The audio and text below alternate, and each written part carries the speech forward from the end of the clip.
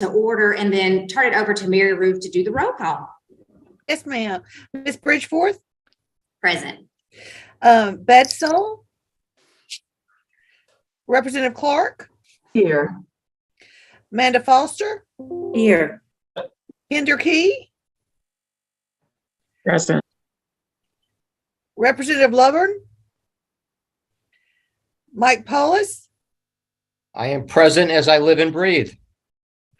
Dr. Warwick, Dr. Woodford, Here. Representative Witt, Here. Dr. Yates, and Rachel Bunning. Present. I knew you were here. All right. Is that everybody, Mary Ruth? Yes, and as they come in, I'll check it. If people come in a little late, I'll check them off. Okay. We appreciate you. And thanks again for everything you do to support us. And you too, Ashley, we appreciate you as well. So man, we have been on a journey. What is this meeting for?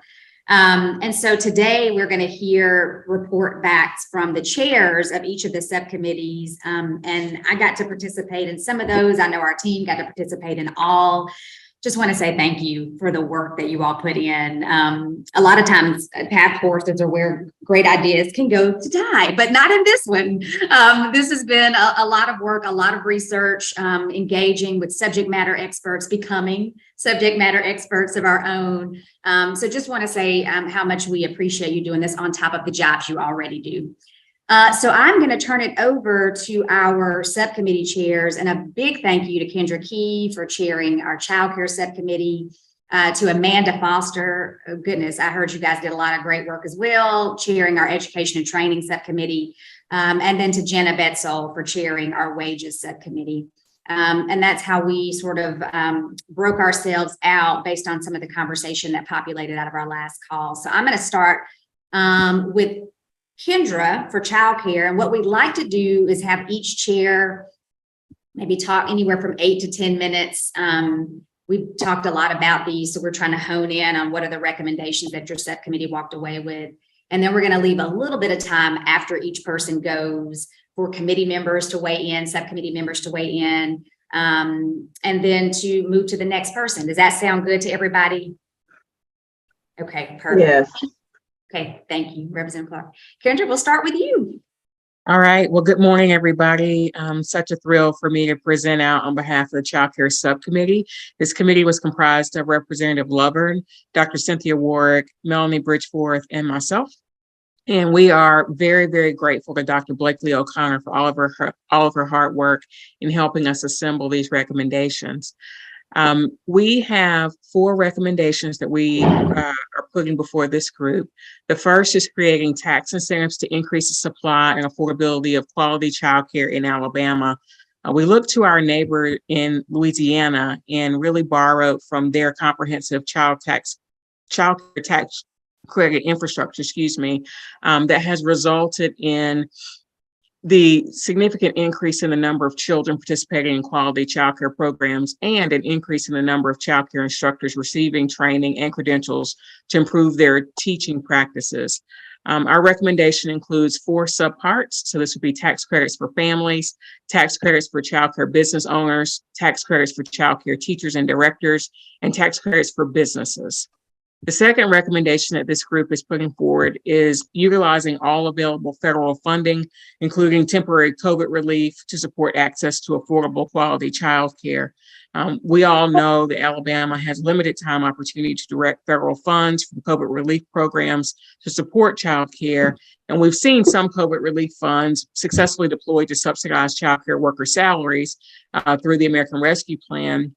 But there are additional resources that may be put to use to expand the supply of childcare, helping current providers expand capacity, address ongoing health and safety needs of current providers, and/or providing startup grants for new programs. An additional recommendation that this group is putting forward is exploring innovative ways to close the childcare supply gap, such as a revolving fund or startup grants for childcare facilities and capital expenses. This is one that we discussed a little bit in our previous meeting, and this would be either following the lead of states like Maryland and California to create a revolving loan fund to provide zero interest financing to cover capital expenses and facilities costs for licensed childcare providers. Also, the state could explore funding startup grants for aspiring childcare business owners and childcare providers who are currently operating with a religious exemption to licensure. And the last recommendation from this group is to prioritize childcare in Alabama's future workforce policy planning by creating an intra-agency council on workforce and childcare. We all know that childcare is essential to building and maintaining a healthy and productive workforce. And there are many agencies in the state of Alabama that can work together to drive forward solutions that provide higher quality and more available childcare. So those are the recommendations that this subcommittee has put forward. Open the floor for other committee members to provide any commentary and welcome any questions. Could you speak a little bit to Kendra? I know several of the subcommittees kind of looped in experts as they were on this journey. So can you talk a little bit about who y'all talked to in addition to the subcommittee members? Yes, we had a meeting with DHR to talk about all of these recommendations to make sure that the recommendations did not give them heartburn and to make sure that there weren't any recommendations they'd like to see put forward that we had omitted. And that's really where funding for startup costs came from. Some great feedback we received from DHR there. And so we were so grateful to the officials at the agency for making themselves available and providing us with their expertise on this matter. That's very helpful. Thank you, Kendra. Any questions or thoughts from the task force? Okay, Kendra, I have one, and it may be for Blakely as well. I'm curious if we can quantify what each of these recommendations would mean to how many children will gain access to childcare. Because to me, that could be a very both impactful piece of information for lawmakers to understand where this falls in their priorities. So I think that would be super helpful and just strengthen the recommendation personally. And then I'm curious the dollar amount. Anytime we talk about funding, I'm always interested in what are we talking about? Is it 20 million? Is it 200 million? So if it's possible to reference what Maryland and California have invested, just as an example, and I don't know if that necessarily will make its way into the final document, but for me, I think it's helpful to understand as a task force member the viability of these recommendations, if that makes sense. Those are some great call outs, and I'll certainly circle back with Dr. O'Connor to come up with some responses, and we'll make sure they make it into the next circulation of the draft. Love it. Can I say something also about another state's program? There's a program in Kentucky that was brought to my attention based on some research that I had to do. And pretty much what they're doing in Kentucky is it's kind of like a 401k benefit match, where the state has created a fund in which employers can pretty much deposit funds for their employees who are participating in this particular program. They have to qualify financially to be able to participate, because I think it's for middle to low income individuals. But if the employer makes a deposit into the fund, then the state then matches the fund that the employer contributes. So it sounds to me a lot like what happens with 401k when you put in money and then your employer does the match. And so that was something that I thought was pretty unique. It obviously requires an investment from the state. But it sounded like something that was could be successful if employers are willing to participate. And it's pretty much like a contract between the employee and the employer. And the state will then participate as a match. So that's something that I should have the research on that if anybody is interested in discussing that. And that maybe can be added to the list of recommendations. Thank you. That's very helpful. That is helpful. I have not heard about that. And I wonder, maybe as we're building out some of the rationale, because it doesn't necessarily change the recommendation, but to add what Kentucky is doing as an example, in addition to Maryland, California, New Mexico, you know, during COVID actually made childcare available to everyone.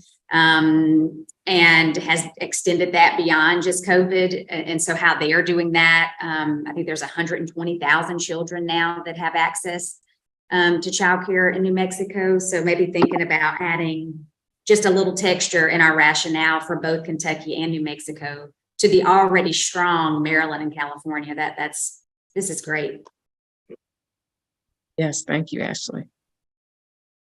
Any other comments or thoughts on our childcare recommendations? They're so robust, so strong.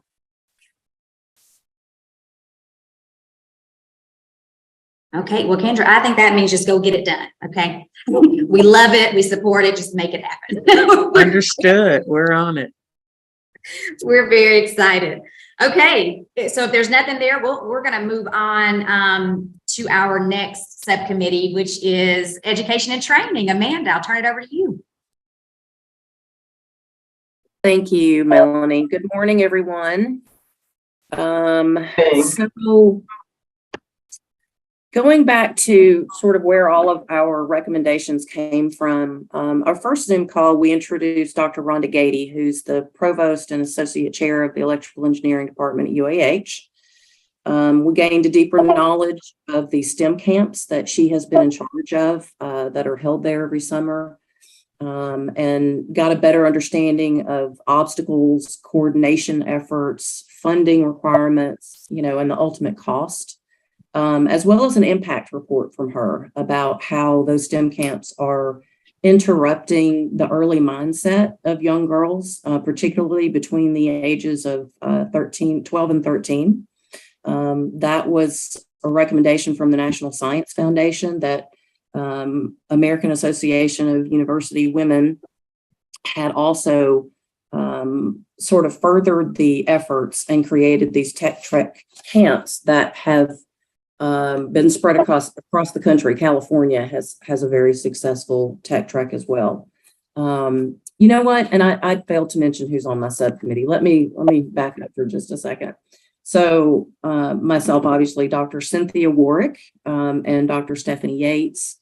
And sorry about that omission. So with the recommendation of increasing funding for early intervention programs such as Tech Trek to expose and prepare girls for high demand, high paying jobs.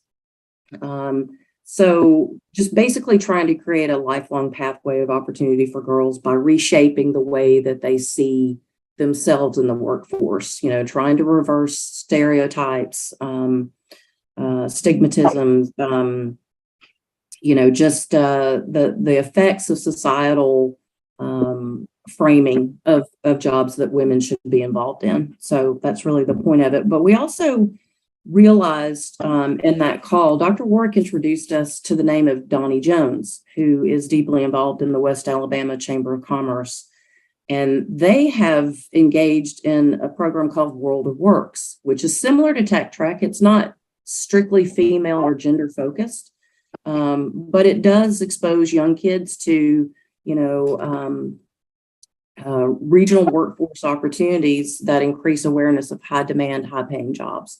So that was where we took our next step in forming a recommendation, which is to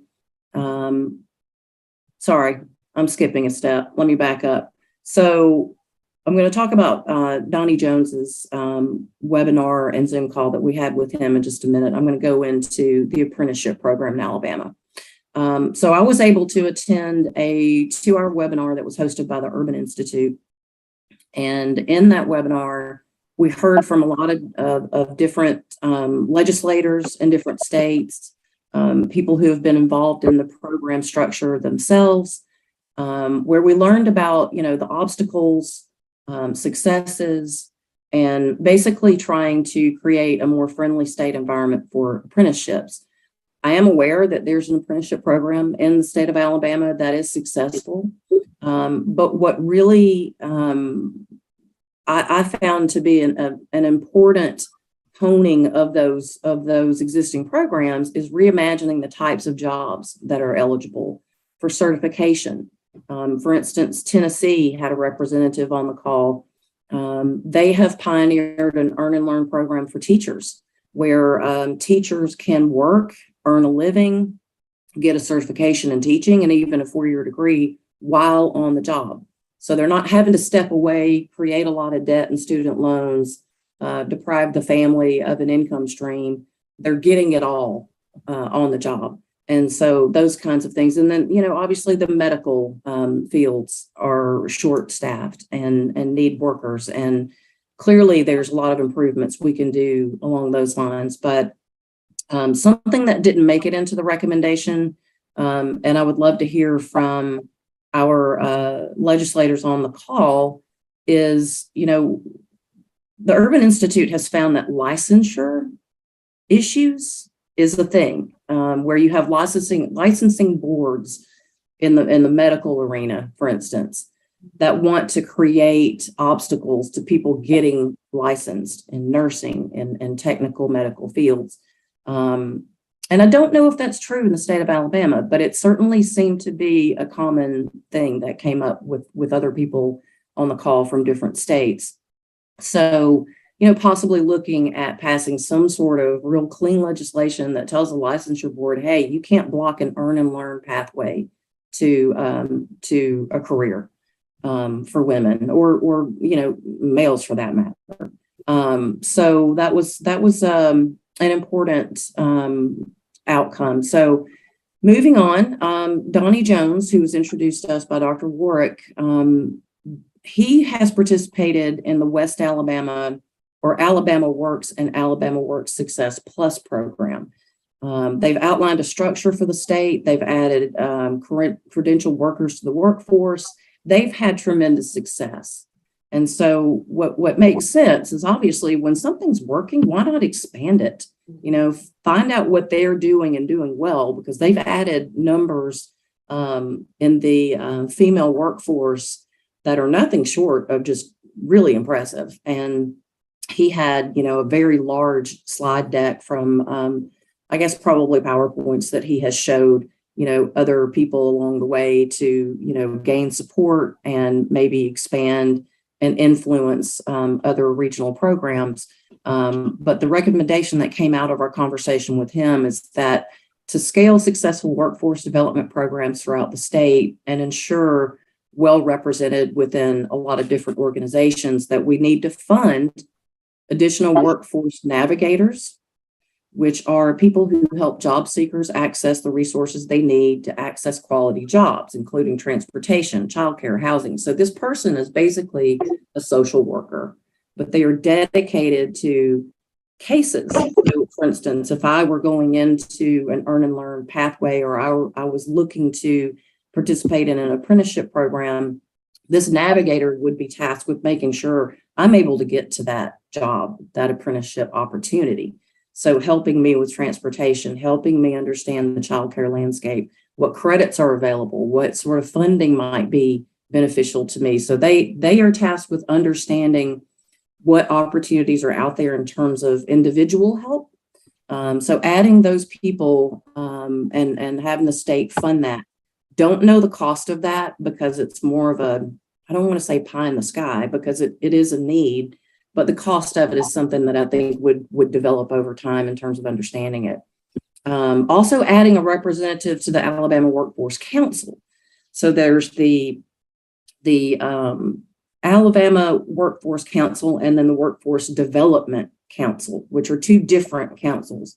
So integrating those, adding representatives to focus on gender dynamics specifically in workforce development, which isn't currently being done, but just really sort of like laser focused in on the role of women in the workforce development process in the state of Alabama. So let's see, what am I missing? Looking through my notes here. I think that pretty well covers it. If you guys have any questions for us. I wanted to speak to Amanda's point about the apprenticeship programs here in Alabama. There has been a degree of success within the medical field in reference to a 4-year degree for a registered nurse from the University of Alabama or Auburn. Well, that has been boiled down to the credentials of core requirements for the medical curriculum and alleviating the other side type of class requirements. And it has been somewhat successful here in Montgomery at Jackson Hospital. And that was something that's probably going to help with the shortage of nurses in the long run. So I think this is the first or maybe the second year that it's been in play. But I just wanted to Amanda's point, I wanted to let her know that there is some success here in the River region. Good, good. Thank you, Mike. Appreciate your comments there.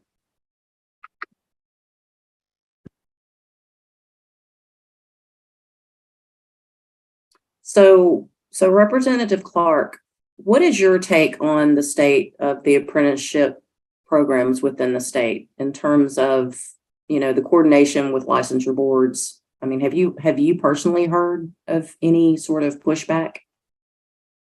Regarding the licensing boards, is that in particular, is that what you're asking about, Amanda? Right. Where you have apprenticeship programs, earn and learn pathways that are butting up against sort of the infrastructure, the boards that will actually allow them to practice, once they've gone through their program. And so I don't have any information on that. Perhaps one of my colleagues does. I know that and I don't know the total number of licensing boards in the state, but I do know that, typically it's professionals within those particular job categories who are doing the policing. And I would consider them expert, like I do many of you, and on this particular task force, much more so than myself. I mean, it's what you do. So I'm a bit concerned to hear that there are those who feel like perhaps some of the regulations are too strict. I would imagine that the members of those respective boards would probably disagree. And many of those folk are serving, religiously and voluntarily. I would have to look into that, Amanda. We hear about the work of those boards typically coming from, help me, Representative Lovern and Representative Wittes, the Sunset Committee. That typically decides, whether those committees are going to continue over time. And in most cases, they do, because there's a feeling that they have a definite purpose. And overall, that is to ensure the health and safety of the public. Sure. Well, thank you for that. If you have any, you mentioned a colleague, I guess that's maybe another representative at the state level who might have more input or more knowledge of the coordination between apprenticeship programs and the licensure boards. If you feel like it would be beneficial for me to talk to them before we go to final draft. May I have? Amanda, Oh, I'm sorry. Sorry. This is Joe Lovern. I serve on the health committee, and we have a lot of bills dealing with specific being scope of practice and specific purpose or specific procedure. And then we collectively passed several bills to make the gateway for military families easier when it comes to the licensing. So I think a lot of that would fall into it. I think the key is identifying what exact walls are they running into, and we can help because we'll have to pass some specific issue with it. And like Ms. Clark said, those are policed by their own group, their own peers. So Yes. we need to identify those exact problems and saying this is a hindrance to your members and potential members. But I think identifying what those walls are is important, and then we can address it legislatively, or they can amend it on their individual board if it's a simple fix. Right. Okay, great. Thank you for your comments, Representative Laverne. Amanda, thank you for calling that to our attention. Thank And, you. may I speak? This is Mary Ruth. May I speak even though I'm just the secretary? You're not just. Well, first of all, you are not just a secretary, but yes, ma'am. Exactly. I actually clerked the Sunset Committee when the House is in charge of it. We actually had it this summer. Oh, wow. And so on the Sunset Committee, there are some of the boards do actually even put part of their budget back into school at like if it's at a school they have you can get your degree in whatever it may be, whether it's dentistry. I can't remember off the top of my head who has it, but some give back to the colleges to get their information out that this is a job. This is, they're trying to build the workforce. And as far as as me sitting back listening to the arguments, I've never heard issues with apprenticeships because it is the boards get those, if they will set the rules and they set the standards. The only thing I hear are the things like Representative Lovern said is when there's a scope. It's like if the nurses want to do a little something more that the doctors want to give them permission for, that's where I hear more of the stuff. But a lot of the boards do give back to colleges where there is a degree in that field, so that and they try to publicize it so they can get more students and more people into the fields. If you need any questions, I can give you the contact at the Examiners of Public Accounts. They have all the boards of licensure that come before the Sunset Committee. And so I can get all their contact information. They can give you everything as far as the boards and give you all their contact information. So if you wanted to contact specific boards, if there were specific ones you were concerned with, they can give you that information. And I have all that contact. So please just let me know. Thank you so much. That's very helpful, Mary Ruth. Thank you. Mary Ruth and Ashley, this may be more for you. And Amanda, you may have seen some of this in your research, but as I was reviewing this, my curiosity, again, I'm always interested in quantifying when we say increased funding, from what to what. So like, what are we already investing? And what is the efficacy of that? And then what do we want to be investing? And so I'm just curious if anybody can answer at least what are we investing from this early intervention programs that expose girls to STEM? Right. So the UAH camps cost $50,000, and that's basically coming from private donors, corporate donors, just fundraising, at the local level.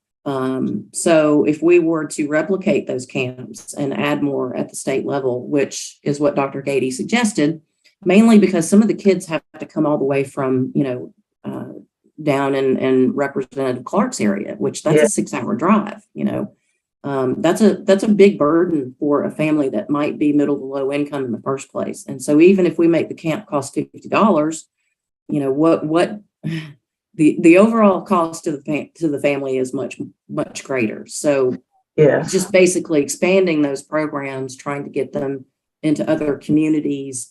Of course, that would take some effort and coordination with the local college representative, because you're going to need someone to be the chair, someone to, coordinate all the volunteers. But the absolute cost of it, since it's an overnight immersive camp that goes an entire week long, I would say if you put 4 different camps in the different regions, then you're looking at $200,000, which is really a small amount of money when you think about, the impact and how it could grow over time. So as sort of a pilot program, being able to model what's happened at UAH and just expanding it into other regions in the state. I think you're going to have to add some dollars to publicize those particular camps. So I think you're going to need to make sure that, people are aware of the camps as well. If we're going to implement that statewide. Good point. And Ashley was kind enough to pass along a request on how much the state is currently funding in like STEM for girls or STEM for women. So we may have that information. We don't know for sure, but Ashley was kind enough to kind of get that request moving for us to understand what that investment at the state level looks like.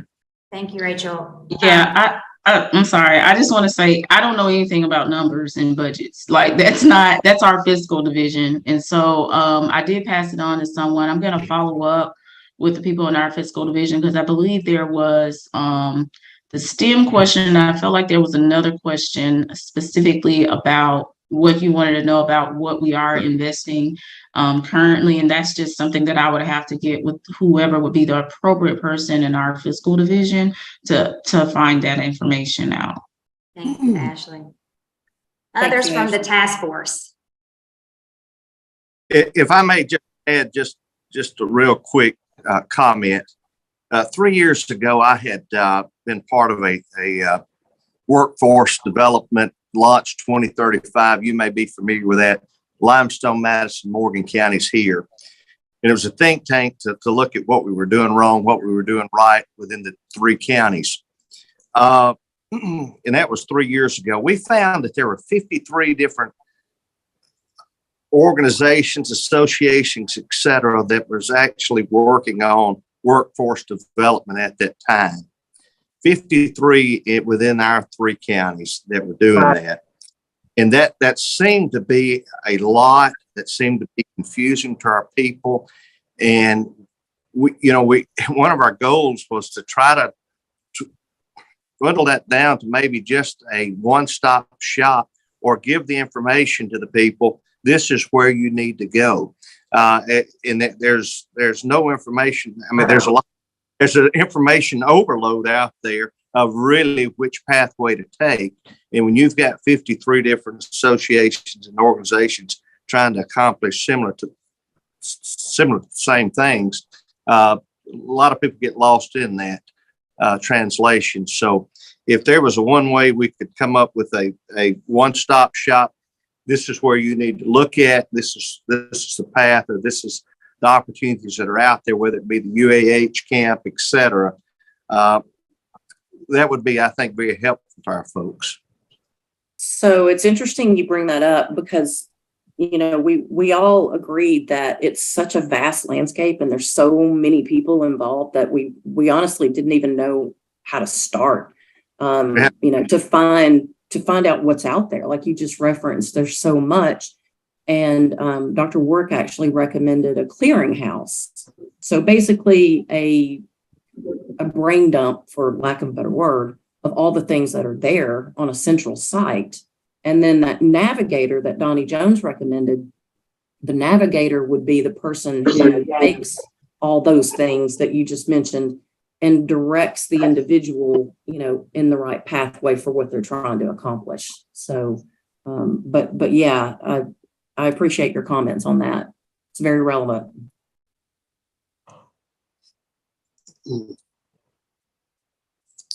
Yeah, this is Kelly Woodford. That type of coordination would be very helpful because, focusing on UAH, South Alabama has something similar in the summer. Alabama School of Math and Science has similar programs in the summer. There are all kinds of STEM and STEM for girls programs all over the state. But there's no central location or other information. You have to kind of know where to start looking if you're interested in doing that. And it would also be interesting to see what kind of money those other programs are raising on their own. And akin to UAH. We talked about that quite a bit with even the possibility of having that that oversight group also consider funding proposals, or, just to manage the process on both sides, in order to make it easier for families to get information and access. And like Jenna was saying, I think it was Jenna, for marketing, to push information out, but then also if there is an appropriation attached and funding, that this group could also be involved in helping with that, because you don't want to, just because UAH, for example, has a great program, we didn't want to make a recommendation that was specific to them. But if there was some type of oversight, then it opens it up to everyone, and then you can kind of coordinate the process again on both sides a little bit better.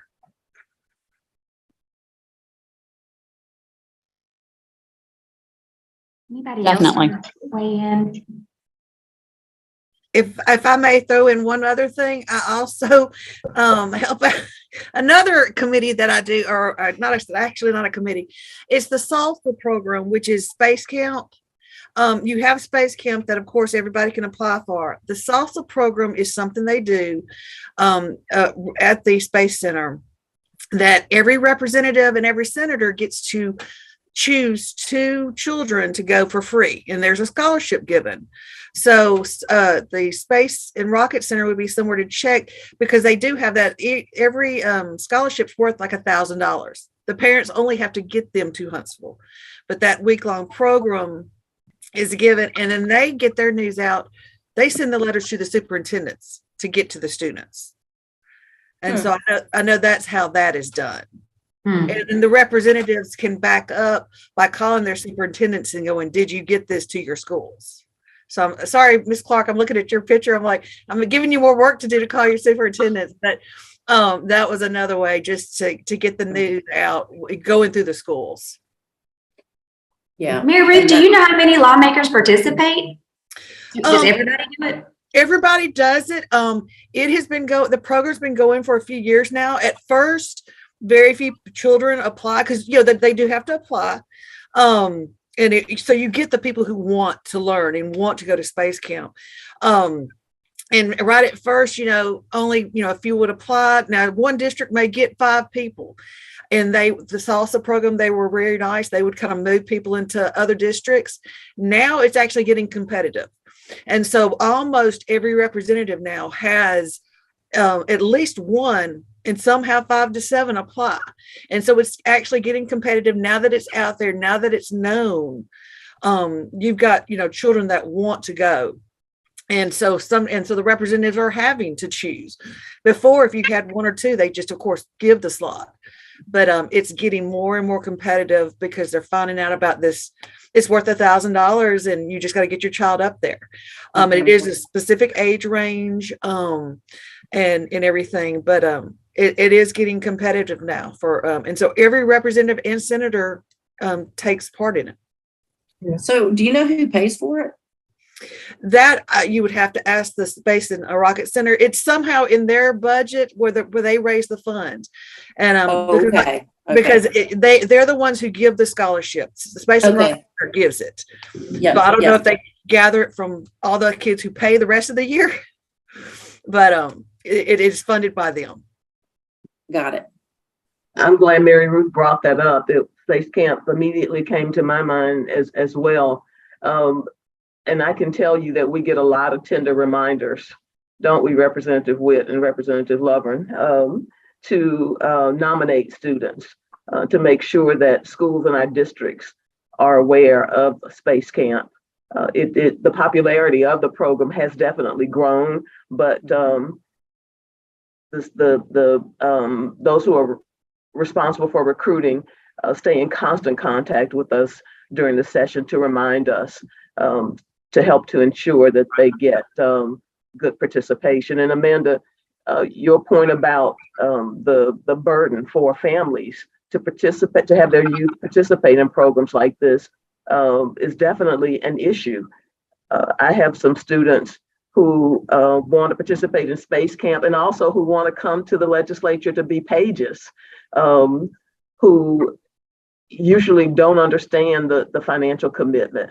And we have to explain that. I've had some colleagues even use their own personal money to ensure that families could get their kids to space camp and that they can stay in a hotel overnight when they take the kids all the way from Mobile to Huntsville. I mean, that's quite a ride.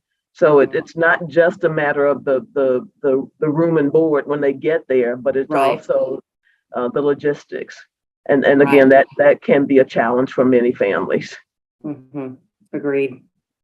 Thank you for those comments. Let me try to bring us back to honing in on the recommendation. And we're going to look at so it's the first few words of the recommendation that a lot of this conversation makes me want to go back to. So increasing funding is what it currently says.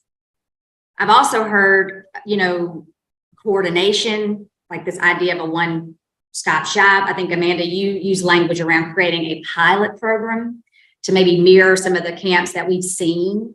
I'm hearing create a scholarship fund, perhaps, for children. So, because all of these things exist, maybe they're not coordinated. Maybe there's not enough marketing. Maybe everybody that we want to be participating can't participate.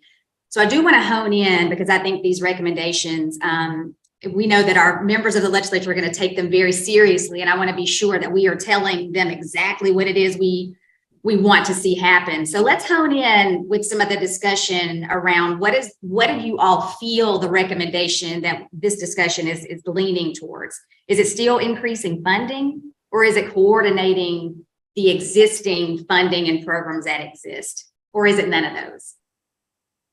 I really think, based on our conversation and what we've talked about today, reinforces that it's really both.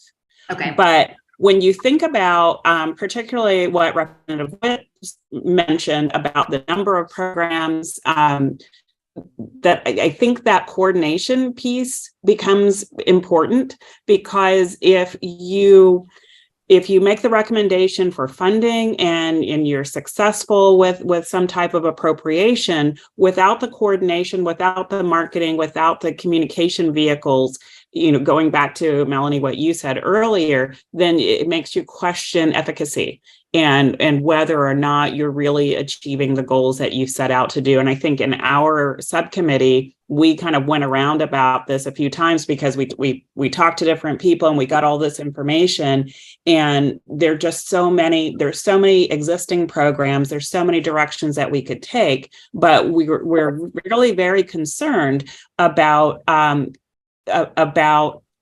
ultimately our ideas getting lost.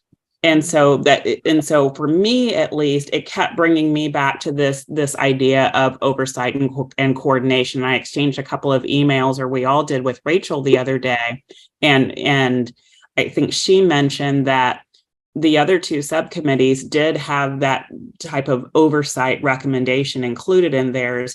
And that was certainly top of mind in our group as well. So to answer your question, I really think it's both. I think it's funding and coordination. I'm not sure, Amanda, if you want to chime in. No, I agree. Like you said, early on, we kind of identified that there's a lot going on in early intervention camps, particularly in was it World of Works? Am I referencing that one right?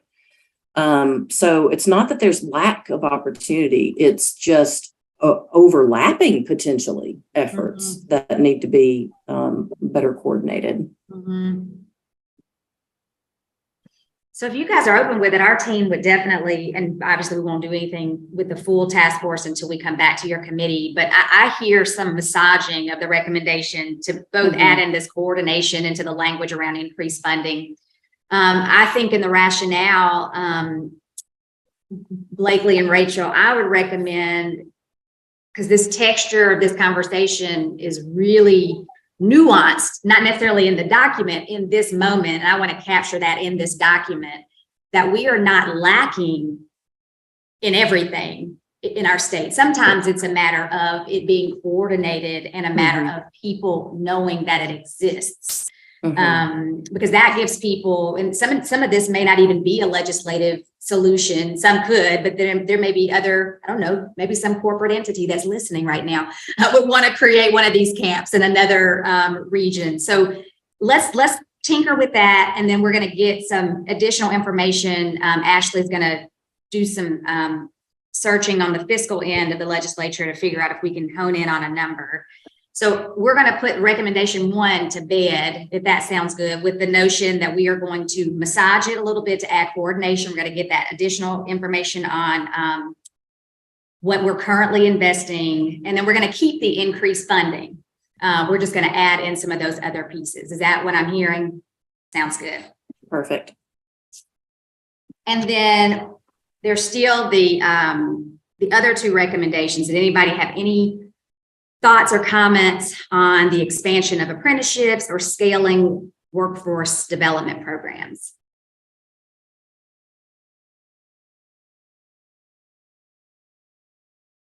I'll just add this anecdote. I was in a pitch session with a company that is looking to come to Birmingham as a manufacturer, and I mentioned to them that we had talked about apprenticeship and that was, a focus of this particular committee. And the prospective employer company was very interested to know that this was something that already the state does, but also is thinking about becoming more robust. So I do think that apprenticeships can be very helpful, not only for existing companies, but as we're trying to recruit businesses to demonstrate that we have the capability of providing them with skilled or to be skilled employees. Mm-hmm. Thank you, Jenna. I'm curious, Jenna, based on what you just shared, are any of the apprenticeship programs here in Alabama or anywhere across the country shared, like public-private partnership, where the government is investing, but employers are also investing?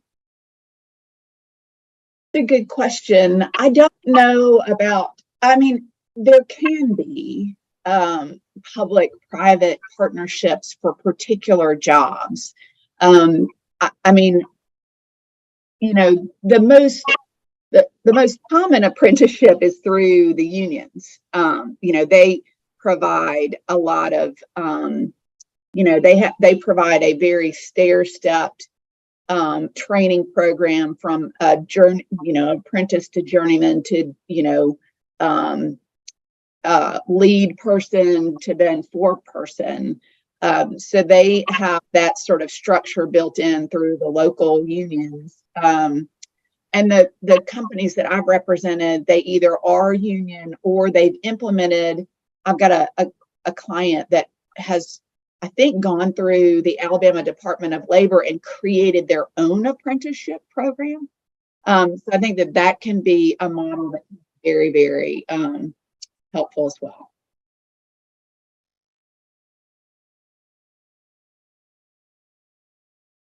Any other conversation on these recommendations? This is great work. Okay. Well, then I know we're going to lose Representative Witt at 10, so we are, but we're moving fast and furious. So we might actually get out of here, maybe not right at 10, but definitely before 11. I can guarantee you that. And I want you to remember me at the holiday break and Christmas time for probably 45 minutes back in your life. So let's move on. Jenna, since you have the floor, we'll keep you off mute and move on to you. Well, thank you.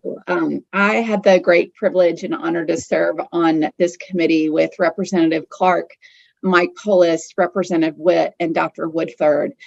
We did a deep dive into the different laws, the different states that have, passed various of their versions of Equal Pay Acts. As it stands right now, the Clark-Figures Act protects an employee from providing salary information.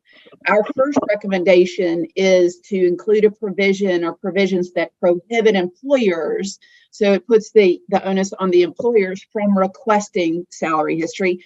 And that really is from the application process and during the interview.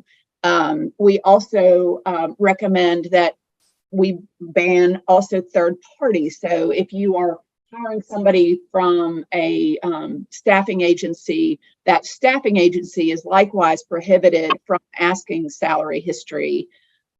We also took a page from other states that permit voluntary disclosure. So the person can disclose if they would like to, how much they are currently making. We also provided some disclosures or some protections for employers if they are required to disclose salary information as a result of governmental requests. We made the decision to define salary as wages and not to include benefits. We considered that particular provision because, benefits can be a selling point in recruiting individuals. So we really wanted to give the employers the ability to sell their benefit package and have the person or the applicant make an informed decision about the benefits that the particular employer was offering or were offering. We did receive some feedback from Andrea Johnson at the National Women's Law Center. Overall, she liked our ideas about the salary history inquiry ban, specifically strengthening the salary ban from the application to the offer or during the interview process. One thing that she raised as a concern is that she really recommended to include benefits in the definition of salary. Since we received this feedback, our subcommittee has not been able to meet to discuss some of Andrea Johnson's recommendations, so we can do that. But we did consider adding benefits to the definition, and ultimately, based upon the feedback from the group, we decided not to. We just haven't circled back since she made that information. One point also that Andrea Johnson mentioned was in an interview, men may be more likely to offer how much they are paid, and therefore, because they disclose that information, they may be paid more. Again, we haven't had an opportunity to discuss that particular issue that was raised by Andrea Johnson, but we intend to do so. We also, our second recommendation is to provide a good faith defense to the Equal Pay Act. There are a couple of jurisdictions that allow for for a good faith defense. And a good faith defense to litigation would be if a particular employer conducts an equal pay audit, it could either lessen damages and or lessen the statute of limitations. The thought behind the good faith defense really comes from what the case law has developed with respect to sexual harassment. That if you have a robust policy that is disseminated and you have a mechanism by which employees can report harassment, an employer can fix the problem on its own before the matter goes to litigation. And that's the impetus behind good faith defense, is it will incentivize an employer to conduct these Equal Pay Act audits so they can catch any discrepancies before it becomes a lawsuit or a cause of action. So Andrea Johnson didn't love our suggestion for a good faith defense. She's very concerned about the fact that it will weaken the Clark Figures Act. She seemed to recommend that the damages be increased in the act, and therefore, if it were increased, perhaps the Equal Pay Act would be utilized more.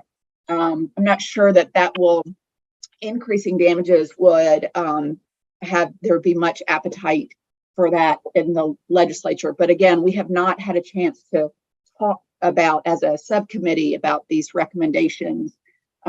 She also recommended that instead of that, she if we are to adopt the good faith defense and recommend it, that she recommends not shortening the statute of limitations because it could prevent access to justice for those who are seeking to be paid equally. So those are our two recommendations. Thank you, Jenna. Thank you. So it sounds like y'all are maybe want to connect at a later date, but if it's okay, I'll open the floor for comments from the task force. Like, what are your thoughts on the first piece of the recommendation being this conversation around including benefits, not including benefits? And then on the second recommendation, this idea that sort of, you know, the standalone good faith defense without increasing damages may not have the impact that based on feedback from the National Women's Law Center, by the way. So anybody want to weigh in on that? What are your thoughts? I will say this, Deb Wakely asked a question, would the good faith provision include a retroactive look back requirement to make all workers whole since the disparity began, regardless of the statute of limitations? We had not, you know, a good faith provision, you know, in order to for an employer, I think the thinking is that in order for the employer to take advantage of a good faith defense, they would have to show that they, number one, engaged in an equal pay audit on its own and from a third party, and as the result of that equal pay audit, either they corrected any disparities and brought the person current. I mean, they can't just take an equal pay audit and do nothing with it. I don't think that would avail an employer to a good faith defense, because it has to be more than just checking the box on a good faith, checking the box on an audit. I hope that answers your question. And I thought I saw somebody's hand up.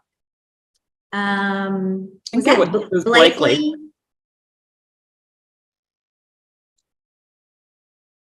Okay, well, Blakely, whenever you... I did not intend to put my hand up. I'm sorry. That's okay. Jenna, say more words.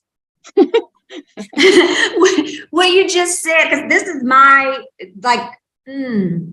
So my thinking on the first piece is benefits are, that if you're talking about, women and the wealth gap, it's significant, and benefits, 401k is closing the wealth gap. So I think of benefits as, just an additional bonus or benefit, to wages. So I think it's an important conversation, and our foundation certainly talks a lot about what is wealth creation, wealth building, not just getting people a job, but getting people what they need so that their family can have all the things that we all want. So I would be inclined to include benefits, but I'm curious, are there other ways that the language could include it that address some of the concerns you all may have had as a subcommittee? Sure. And I will say one of the things that's difficult about including benefits is its salary is an easy apples to apples comparison, right? Dollars are the same. You're not getting paid in euros. I mean, it is dollars to dollars. It's easy for you to make that comparison. Benefits is much more nuanced. So, I mean, think about this. If you you can have a discussion in an interview about, does your current employer have a 401k? And it provides a prospective employer the opportunity to say, well, even though you may have a 401k at your current job, we have a match that is the highest match that there is. So I don't think, most benefits have in them an anti-discrimination policy. So for example, if you have a 401k, if you have an employer who is discriminating against women in your 401k, they've got so many problems. I mean, they're going to have the full force of the federal government coming after them. And I really, I mean, in my experience, that is not the, that is, I can't, I mean, I've been doing this for 24 years. Never have I ever come across an employer who discriminates based upon benefits. Now, the other thing I would get concerned about, and what we're hearing a lot of chatter in, is what kind of health care are you providing for women? In that, are you providing travel benefits to go have an abortion? Are you providing, you know, what kind, are you providing benefits for, you know, IVF? Like, I don't know that we want it. I don't, those are discussions that I think employers can have one-on-one with employees. I don't know that we want to legislate those discussions. Salary is much more, it is apples to apples. Benefits becomes much more difficult and much more nuanced. And I'd love if Mike is on to talk about and give props to the benefits that he and his company provide. And he was particularly vocal from an employer side about how they see their benefits that they offer as a premium and as a recruiting tool. Yeah, thank you, Jenna. So I agree. I think that when you compare benefits with salary, it's comparing oranges to apples. Our benefit eligibility for new hires has a nuanced rhythm to it, if you will. Our vacation accrual begins the month after the hire date, which is important. You can accrue after that on a monthly basis and work your way up to a week. And after the second week, it's 2 weeks paid vacation. So that's something particular to my corporation. It probably isn't particular to the manufacturing company down the street in the industrial park. The other thing is, when does healthcare become effective? Our coverage begins the date of hire. We did that as a recruiting tool instead of waiting the 60 days or 30 days. So somebody who is in need of healthcare, which includes dental, they're receiving their healthcare the first day of hire. And when I negotiate with our healthcare providers, I always keep the employee contribution of the cost of healthcare in mind. So we go to negotiations and we try not to raise the employee contribution that comes out of their paycheck. Now, healthcare is really increasing year after year after year. So we do have to probably rearrange our plan and probably add additional money to a copay for a doctor's visit or a overall deductible. And that kind of gives the employee the focus of wellness in reference to trying to keep healthy, where they aren't faced with maybe paying a high deductible, and their employee deductible is minimal. But the healthcare is there, and we try not to make it exorbitant. I think overall, our plan is very competitive when it comes to healthcare. Same with holidays. Our holidays kick in at 60 days of hire, where they can go ahead and start accumulating their holidays after 60 days, which is 10 paid holidays. And also within the same time frame, our 401k eligibility is there. And we strive to increase our match for next year, again, as a recruiting tool.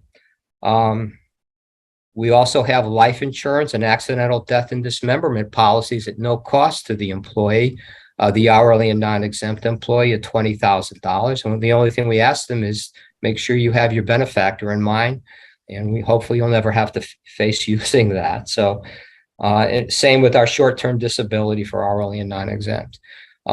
So I think it's important to leave the benefits other than the salary in in a different department, if you will, and just focus on the wage and salary end of what we're tasked to do. So one final question for clarification. In this recommendation, we're just talking about banning the question. So it would just be eliminating the question about salary and benefits, not getting into people's weeds and seeds on what benefits and when they kick in. It's just eliminating the question, right? I guess I want to be sure that I'm clear, Mike, based on the information you just gave. Does a simple stance on eliminating the salary question and benefits tap into what you're describing? Is that I think, yeah, I think the employers may consider asking candidates about their salary expectation for the position that they're seeking, which is not necessarily related to the candidate's salary history. So yes, I think that salary is the focus again, if I answered your question. And Melanie, the answer to you, I think, is yes. The employer cannot ask an applicant, male or female, how much they are currently making on the application, during the interview, before the offer is made. That question is banned. The salary history is banned. Right. But they are allowed to ask about benefits. Like, for example, do you have a 401k where you currently are? Well, let me tell you about how awesome our 401k is, and this is why you should come and work here. Mm-hmm. And to back up Jenna, you know, after 30 years of representing employers, the issue that we see predominantly on the discrimination side is in the base salary. It's not in benefits, because benefits are so heavily regulated at the federal level. So if you ask me how much am I making, and I say I make 40,000, and a guy says I make 50, well, I'm going to get offered 41, and he's going to get offered 55 to do the same job. There's not going to be, well, you're not going to get the same benefits. You're still going to have the 401k. It's going to be the same match. You're going to make the same contribution to your health insurance. So I think if we're really looking at the wage gap and attempts at remedying the effects of prior discrimination on future offers, it's really the salary we need to be going after than the salary history, not the benefits questions. Helpful. Thank you. Just want to be sure we're all awake, asking good questions over here. I know people are also paying attention and listening. I want to be sure there's some deliberation so we can all be clear. That all makes perfect sense to me. So thank y'all for answering that. And then Jenna, let's go back to the good faith defense. And maybe Representative Clark, if you want to chime in at any point, back to this conversation on damages, because that is an important feature of equal pay statute. Or any statute that is trying to defend people's rights. And so I'm curious, you know, damages were in the original bill. And we all know bills go through multiple iterations before they get to the governor's desk for signature. So I just would love a little discussion around this idea of damages not being strengthened, because it was originally in. And so Representative Clark, maybe this is a question directly to you. Is that something that you and others who are experts in this work would want to see in order to strengthen the existing statute? And I could use some help from Ashley Smith here, who drafted the original legislation. Ashley, I don't think punitive damages were in the original bill. As I recall, Senator Gudger and Senators Gudger and Figures may have added that. Do you recall? I cannot when the bill recall. got to the Senate. I cannot recall specifically. This bill got so many changes. Up a lot. I mean, yes. It started off as one thing and it just looked completely different by the time we got to the end. And just having to understand that we're operating in a very pro-business state. And that's pretty much what's going to happen to the bill or what you could expect to happen. Perhaps if there are more of these women's groups at the table, I don't know if that would, make a difference. But I just remember that we started off with what I believe was the Georgia law.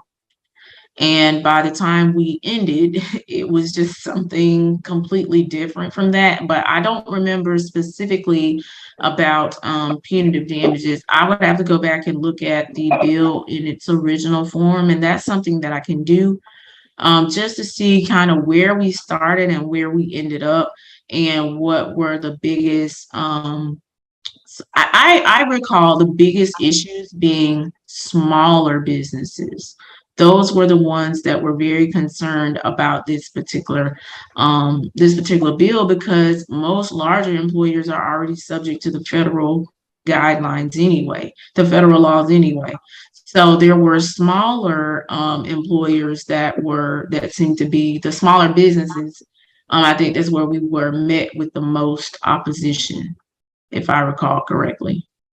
Melanie, if I can chime in and just talk with Ashley on maybe seeing that she wrote the verbiage for this. It's my, excuse me, it's my understanding the Alabama Act,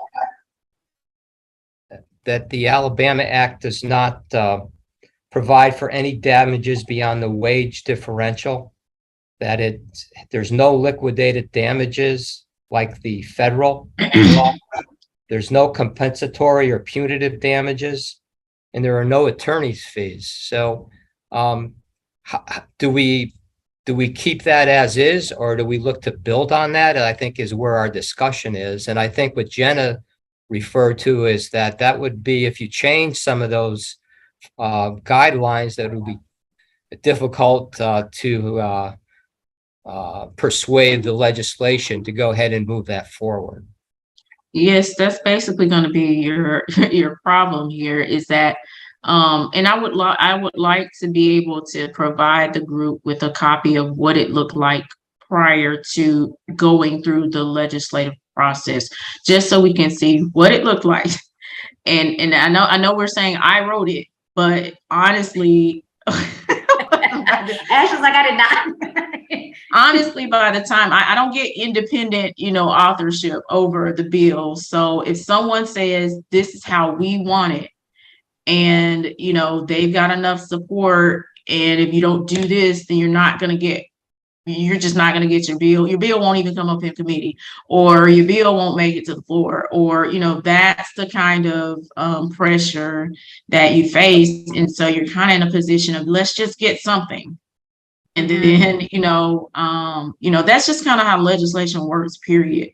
A lot of times you get what you can get, and then you come back, later in later years and try to strengthen it. But in order to get something, you kind of, give in to the demands, or you maybe won't have an Equal Pay Act at all. Thank you, Ashley. And yes, I think this discussion will be well served if you are able to access the original. Having been involved in that, I do recall damages being a part of the language, and it wasn't until the end of it that it was stripped through executive amendment. So we can that did happen. Yeah, I remember very distinctly. It was a very interesting day. You're right. But you definitely confirmed that with the group. But we remember that a little PTSD. So I think thank you though for sharing and just reminding us all that where we landed was the legislative process that affected where the bill ended up. What we are doing as a task force is really putting out what do we want as the gold standard for lawmakers to take that and put that through the legislative process. So I think the question on the table still remains, and Jenna, I do want to hear any thoughts you have about, I know it'll be a tough lift, but just generally, you have always been have given such great guidance on sort of what makes bills strong, particularly around equal pay, and damages seems to be one of those things that would keep a bill underutilized, a statute underutilized, excuse me. Here's my so Alabama, this is the best I can do with respect to looking into a crystal ball or trying to figure out why a statute is used or why a statute is not used. Here's the best example I can give. Alabama has an Age Discrimination in Employment Act. It mirrors the federal statute. In 24 years of practicing law, I've had 2 cases where anybody has pled the Alabama Discrimination in Employment Act, and only in conjunction with a federal case.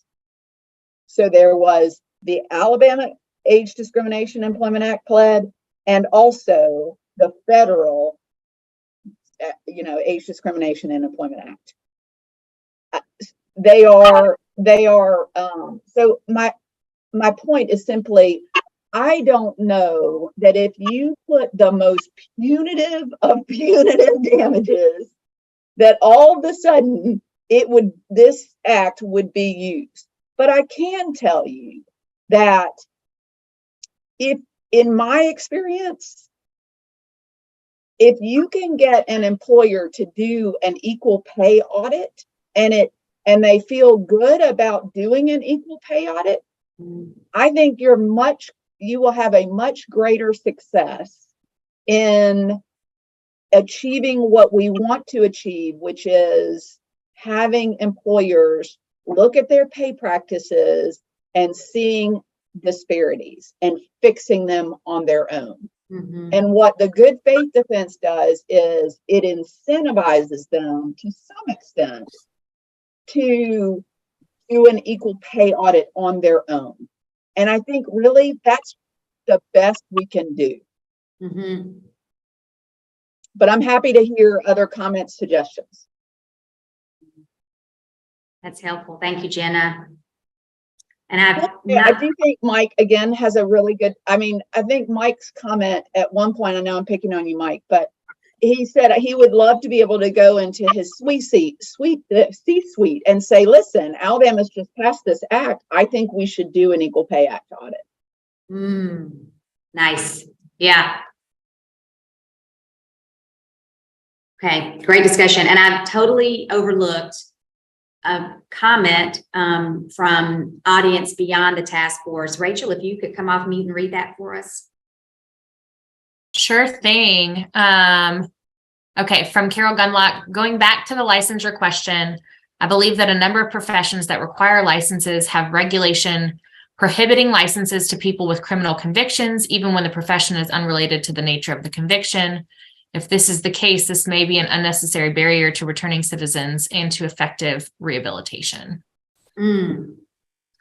Thank you for that, Carol. So that references the conversation we were having previously, Dr. Yates and Amanda. So we will file that information for when we regroup before we make the final recommendations, if that sounds good to you all. But Carol, thank you for raising that. That is an important note. And Jenna, thank you. My goodness, you and your committee. This is really stellar work and very strong discussion. I just want to be sure everybody feels like they were heard in this conversation, because that's really important, that this is a deliberative process so that when these recommendations come out, we've all been heard and feel like the talents and subject matter expertise we brought has been, leveraged wisely. Wonderful. Well, any final comments about any of the recommendations? And then we're going to wrap up. I'm going to give some sort of final comments about what's next.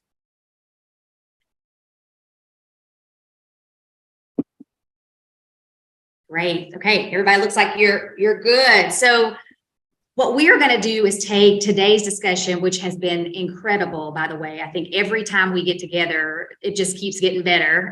Y'all want to keep going? We can solve all the problems of the world with this committee.